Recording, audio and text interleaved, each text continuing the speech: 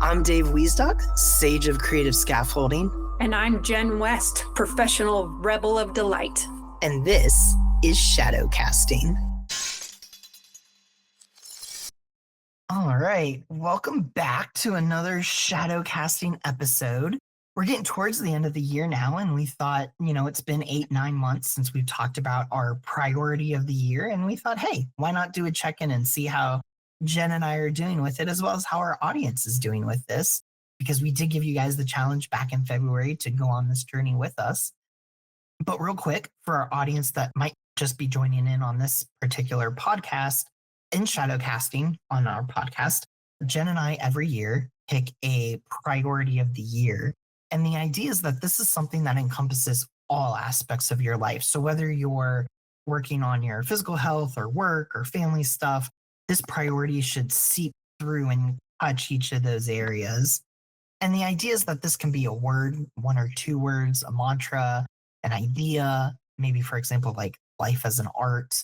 And what it does is it's I like how we talked about this in our last podcast, but it acts as a meditation bell. The idea is the priority is something that when you think of it, it tunes you back into the moment, into the present, into what your focus is for that year.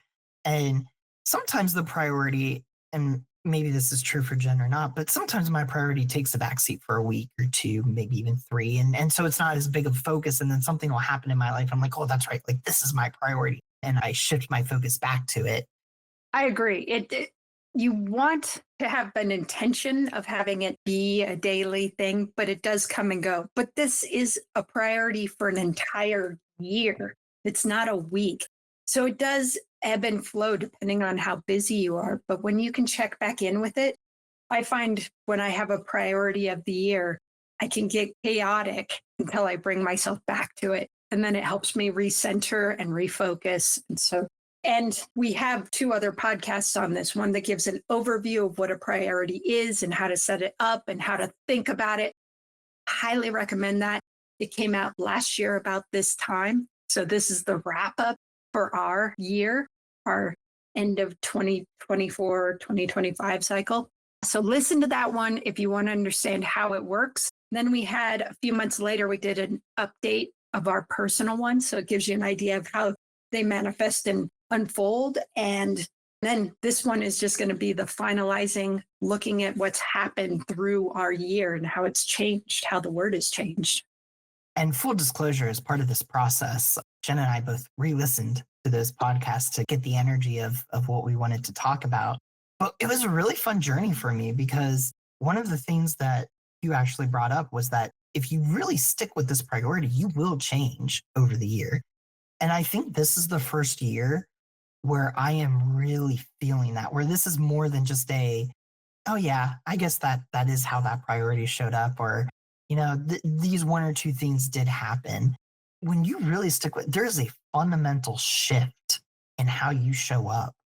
That's kind of like the through line, I think, for me with this is what I'm noticing. But it does evolve over the year. And so the idea is that you don't want to focus on what we call that cherished outcome, right? You don't want to focus on what you think the priority will show up as and what you think you want your priority to do for you in that year.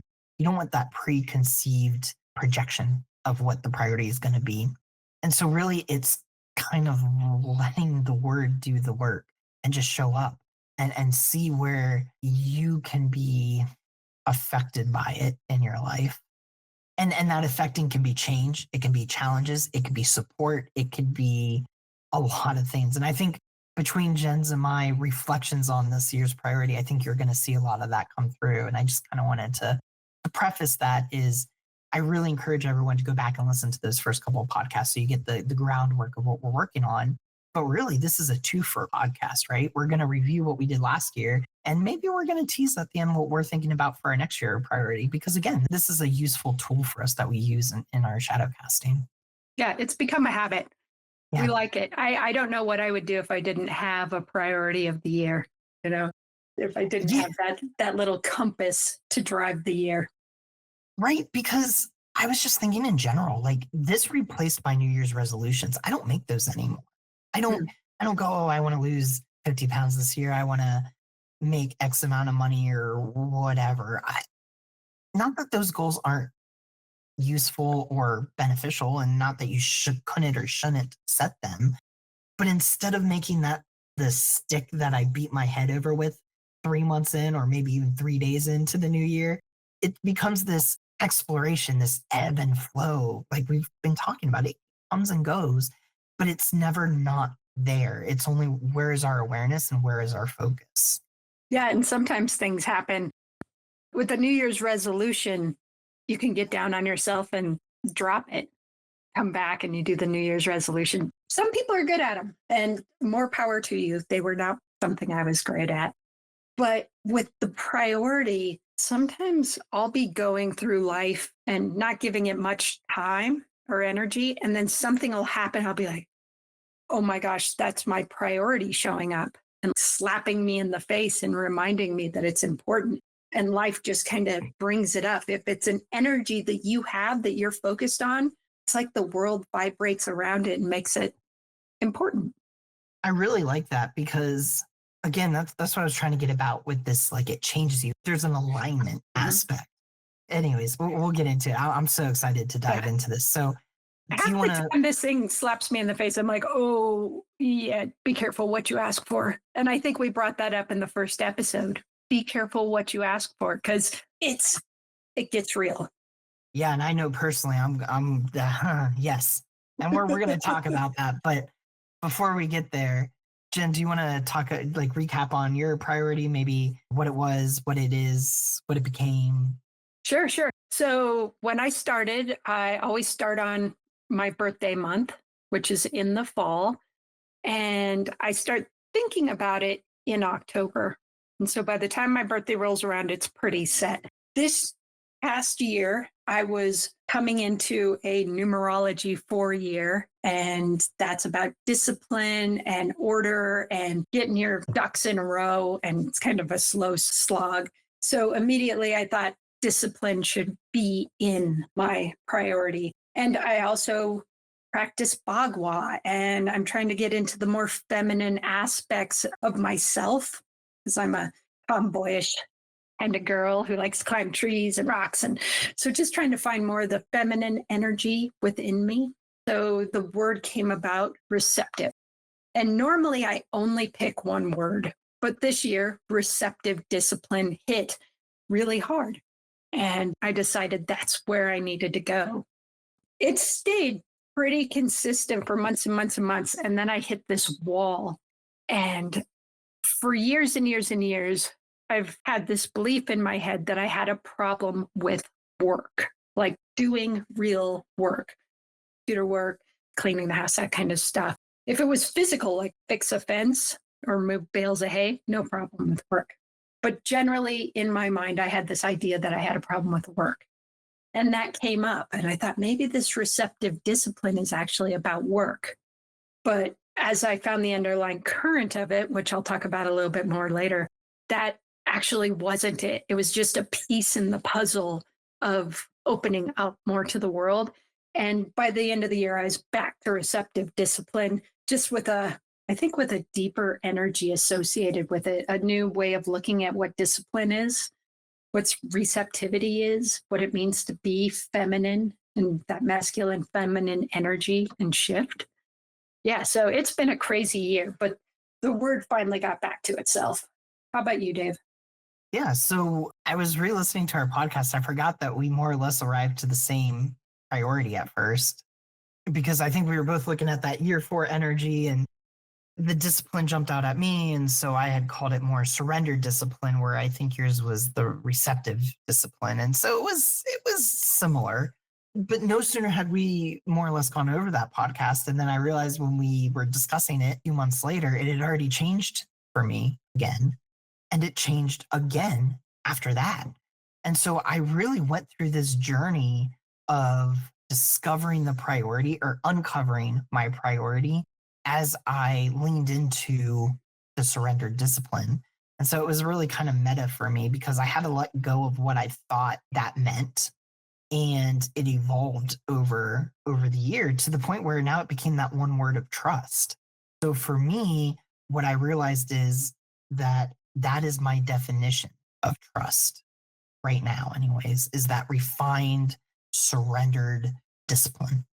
It's the ability to trust myself that I can deliver what I need to deliver, trust the process of what I'm in, and trust something a little bit larger than myself, whatever that would be. The reason that I think that this was such a challenging priority for me is because I am a little bit of the control freak. And, I like things in a certain way because that's just how it scratches the itch just right in my brain. So this was a challenge. It really required me to step into a lot of discomfort. And as I courageously did that, as I chose that more and more, what happened is, again, that priority sort of shifted, evolved, and became that word of trust. And really, that's where it ended up. I really think that this year, trust was my priority. And that showed up in so many ways, some of which I've talked about in various episodes on this podcast already. But really, I'm going to dig into it on this one because actually, I'll save it. But yeah, I'm excited to dig into this. Yeah, so I'm curious, Dave. In the last episode where we are going over this, you had changed from surrendered discipline to no, refined Mind surrender, surrender. Yeah. refined Yeah. surrender. And you had talked about refining being about your language and how you speak and wanting people to ask you more questions about what you're talking about. Did it stick with that or did that kind of fade away fairly quickly? No, you know what's interesting? That became so second nature to me. I think that's a little bit of why outside of this podcast, I love to yap on the podcast, right? I own that. But no, even in the podcast, I am constantly calibrating a little of how I present myself, how fast, how slow I talk. And do I nail it every time? No. But I am noticing, even in listening to the journey of this podcast that we've been doing, I see how my own feedback to myself is refining how I present myself. But really, I had this experiment, I think is what you're getting at, of can I refine my conversation so much that someone finally raises their hand and goes, well, wait a minute, what did you mean about that? Or well, what does this mean? And it never happened. No one ever said, well, what do you mean by that? Or can you explain that a little further? And what I found is that I think I can speak concisely, whether it's with an employee, a boss, you, my partner, my kids, and the need to expand on things further was more of an empathetic, unconscious behavior of mine because I know what it feels like to not understand something and maybe not have the courage of myself to ask, or maybe hoping someone else will ask. And so it really became this battle in my head of, well, how can I be clear, concise, and also expand on the idea in the same breath so that everyone can understand me? And that just became unsustainable. And so I really think that that's where the refinement came in is, yeah, actually, that is exactly where the refinement came in. What am I doing, saying, or being that is no longer sustainable for me? And I shed a lot this year because of that. And I think in that shedding, I had to trust that process of the shedding. I had to trust that as the snake sheds its skin and is still okay on the other end, that I would be too. And that turned into trust. That's excellent. I love it. I had similar things happen with the receptivity for me and leaning into receptivity and what I thought that would mean and what I thought it would look like. And I kept getting hit over the head with just my aggressive attempting to get people out of discomfort energy. And I realized at one point, to be more receptive, I had to lean into letting people be uncomfortable, to be more open to letting them have the stuff that's not working for them because I have this fixer inside of me. And where I could sit with my own discomfort fairly well, because I've been working on it for years, sitting in someone else's discomfort when there's a possibility that I could help them or do something or make it not a bother for them anymore, it had become counterproductive and I didn't even know it. So, where I could help somebody and I still help people, I have stepped back from that tremendously to let people feel what they're feeling and not try to jump in and correct it. I had this happen with a vehicle. My mom's truck wasn't running and she was struggling with that. And I attempted to fix the problem that I didn't know exactly what it was and caused more problems along the way. And when we finally took this vehicle in, this was nothing I could have solved. I was just trying to solve a problem to get her out of her discomfort, and it did not help. And I started noticing that was the wake up call. That was the slap in the face when I had made problems bigger. I had not only had her problem, but now I had created problems for me and my family through my process. And yeah, it woke me up. I'm a fixer and I fix things so that I don't have to feel other people's discomfort. And it's just not healthy. It doesn't help anything. So being able to lean into that and allow people to feel discomfort and hold space for them and be with them and support them without fixing it has been a skill over this year. And I think that's one of the receptive feminine energies that I'm learning how to engage in. Yeah, that's interesting. So would you say, maybe this is too much of a like a leading question with where I want to go with this, but would you say that it was discomfort for you to engage in that it was challenging, or was that, yeah, Yeah, wholly. The being in my own discomfort where I have to solve my own problems, that's okay. Sitting in that, allowing the discomfort, but having somebody else's discomfort was very uncomfortable for me. hmm, And I didn't like it. I didn't like being in their discomfort. I didn't like what it did to my energy because then it changed my energy. And so learning to allow somebody else to be uncomfortable and be okay. Like, is that allowed to be okay while somebody else is hurting or suffering or stressed out or anxious? Is that okay? And yeah. it was a growing process. Be like, no, I can still be where I am and hold space for that discomfort without joining it, without my own discomfort wanting to That's run so away. great. That's really fun. What this brings up for me is, I think you're right. I mean, more or less, we've been following the energetic theme of the priority similarly throughout this Mhm. entire year. Because what I also realized is that, and this is where the trust comes in, is I had to be okay with the process and the discomfort, because I'm a fixer on both sides of the equation, right? Like I try to eliminate others' discomfort and mine.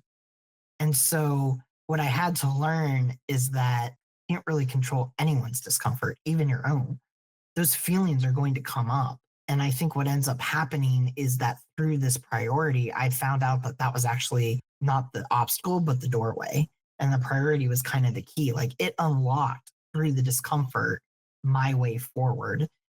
And we talk about this in our other podcasts, that the priority is an embodiment. Like it will change you and it will change with you, and it might not. I mean, there were a few, I would say the first 2 years I tried this, the trial runs, I'll call them, I didn't really change much. And I don't know that they change. I mean, a great example, adventure was my priority start to finish.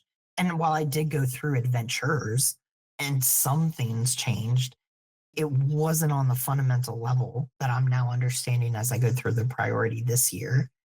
And that speaks to me. And so when I hear that we had parallel themes throughout the year of this priority and we're experiencing similar energy, like that, to me, like I want to point to the audience and be like, see, that's the secret sauce right there. That's how you know that this priority is changing with you, is that you can have this new language and new conversation with someone and recognize, okay, had I not leaned into the priority, I would not have handled it this way. Might have stayed in an old pattern, like Yeah. something shifted because that priority was put in place. If I hadn't been in that receptive mindset, trying to become more receptive, more open, more of the feminine energy, that it wouldn't have happened. I just would have stuck with the fixer. Things would have broke. I would have tried to fix that. I would have been down on myself. Nothing would have shifted in me internally. And I'd like to point out, even though Dave's word morphed over the course of the year, he didn't change his priority. I want to put that out there for the audience. It's not like he went from his surrendered discipline to playtime. or something. He didn't shift it because it was uncomfortable. He decided he didn't like it. The energy was the same, and you can correct me, but as the energy started to filter in, the word changed over the top. Yeah. Well, and that's why, like in our groups, when we talk with people, we always ask them, well, what do you mean by that word? Like, define that word, not in Webster's dictionary, not Merriam Webster. Like, what is your definition? What does that word mean to you? Mhm. And that's what happened is I had the energy of that refined surrender, that discipline and trust throughout the entire process. It's just as I continued to go through it, I understood what those words meant. It was almost like I reverse engineered it. Instead of starting at the word and understanding what the word meant as I went along, I started with the definition. And then as it went along, I went like, oh, wait a minute, that's trust. Like I'm my priority is trust. I just never had a tangible, tenable understanding of what trust was. It was very ethereal for me. And what ended up happening is now I have a different relationship with that word that is something actionable that I can work with. And that to me is one of the best gifts that you can get with this priority. It's not just something you set for the year and then, okay, you move on. It's something tenable that you take with you. Yeah. Yeah. So it changes your relationship. I think we said that at the very beginning. It changes the relationship with the word. Yeah. It's not just a dictionary thing, it's something that's embodied that you understand. And I had a moment of that myself with the word work. And like I said, I always felt like I had this struggle with work, procrastination. Work came up, there'd be a wall in front of me. I'll feel that. I always feel that. But it was something more pronounced in my character that it would shut me down. And about halfway through the year, I had this realization that it wasn't the word work, it was the emotions in my body I associated with the word. So I'd feel tightness and stuck and not fearful, but apprehensive. And these were all feelings in the body, like things were tightening down and locking down and preparing for battle. And it had nothing to do with the word. I had just associated all those body feelings with the word work. And And so I had an issue with work. I forget, walk me through the timeline there because at one point you did an experiment on this, right? You said like every time that word comes up, you were gonna sit with what came up or something to that effect. And then no sooner had you like almost declared that experiment, and you were like, wait a minute, Yeah, this is what it I'm was feeling. gone. Yeah. Well, and it actually happened where I realized that I had like a body sensation, and it was that sensation that was stopping me, not just the work that needed to be done. It was this perpetuated energy of something that I felt uncomfortable about doing that I would immediately turn into the word work. And then that would stick me. And then I'd be like, I have a problem with work. But the minute that realization happened, I had posted in my journal, okay, I'm going to hold space for this. When it comes up, I'm going to see what it feels like, and I'm going to be able to work through this work issue. And it dissipated after that because it had come into awareness. There wasn't the energy behind it. Now I was feeling the body sensation instead of bypassing that straight to a word. So I could feel the energy come up, but it was no longer attached to the word work. It's a weird thing. If you haven't practiced feeling emotions in your body and kind of creating space between the word of the emotion, like anger, and the feelings that anger brings about, then this is probably totally abstract and doesn't make any sense at this moment. But Yeah. it's And if that's instead something of you're interested in, come join the shadow casting group. yeah, definitely. Because that's what we do is we break these things apart. We get away from the symbol, which is a word that we put to it that it's abstract, and we get back to what's real. And I believe we talked about this during our play mindset when we talked about discomfort and a couple of other ones where you have to get into your body and feel what it somatically feels like. And I had, instead of putting an emotion to it, to like discomfort or fear or any number of emotions, anxiety, stress, I had put the word work, and it had created a really interesting dynamic. Yeah. So far, before this year's priority, my year priority has wrapped up fairly nicely in a nice little bow. I can kind of track the trajectory of the year and see where the priority showed up and how I was changed by it. And I'm more or less by this point already looking into the next year and what energy is coming up for me. And what's really interesting about the priority of the year this year is that the dial seems to just keep getting turned up for me. And so this is a new experience. And I feel like it's worth sharing because up until this point, my perspective has been what I've experienced, which is the year kind of wraps up nicely and you move on to the next because there's this change in energy, change in self. And you're like, okay, I feel like I've got that lesson of the priority.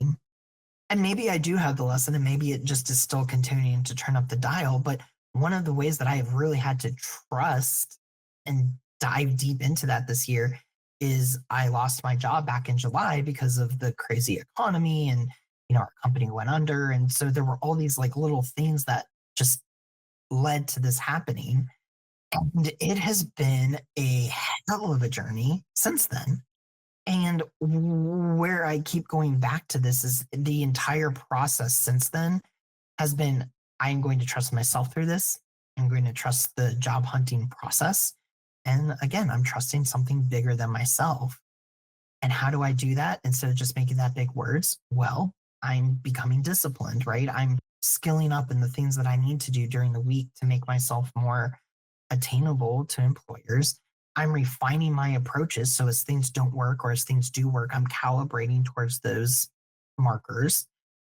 And then finally, it's still surrender, right?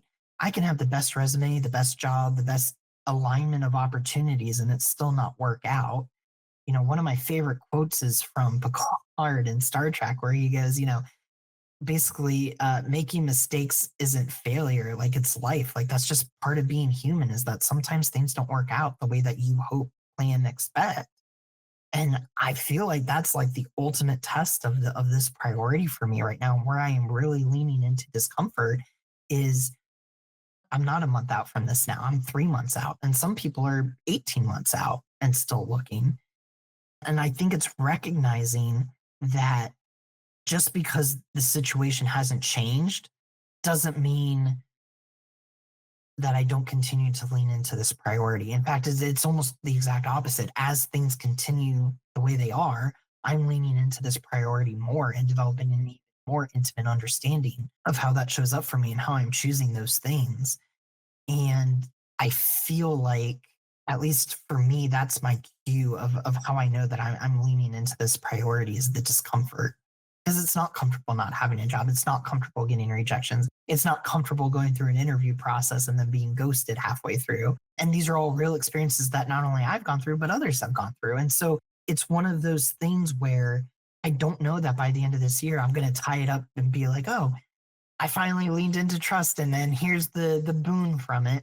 It might Ta-da! move in, yeah, right. And maybe it will, maybe it won't. But I've let go of that expectation because that is my refined surrender, and I'm trusting this process. I'm trusting that whatever will come is meant to be. And most importantly, which is the weirdest part of this for me, is that I'm learning to trust myself. And I thought I did. But the more that I go through this process, the more I realize that I trusted I don't know what else to call it beside ego, but I don't mean like egotistical. I mean ego as in like my thoughts, patterns, beliefs, everything that I've held on to is what I trusted in. And what I realized is that that wasn't me. And as I've shedded these things and really refined who I am, there's what emerges is that trust in the self. And that is so powerful because now I'm developing the confidence that I don't think would have otherwise come had I not had this priority. And what I mean to say is I still might have lost my job this year, regardless of what my priority was. But it's because of the discomfort and my choice to lean into the priority that I'm getting what gifts I can out of it. It's an interesting thing with the priority of the year because there's this learning and growing and becoming that thing, embodying it. But it's not like you just set it down and you're done. It becomes a natural part of your life. It's still there in the background forever. It's just a new skill you've developed that you run with and you keep refining. It's just more in the background because you spent a year going over it. Yeah, That's what I was rambling on to trying to get to is that in a past podcast, we talked about those cherished outcomes, which I think I Hmm. brought up at the beginning of this one. And I realized about a month into this like job hunt, like that was my cherished outcome, right? Like I was going to use refined surrender and trust to get the job. Yeah. And I want to say I've let go of that, but there's probably still a little bit of me that's holding on to it. And that's okay. That's just where I am today. And I'm still going to lean into that priority and trust the process. So.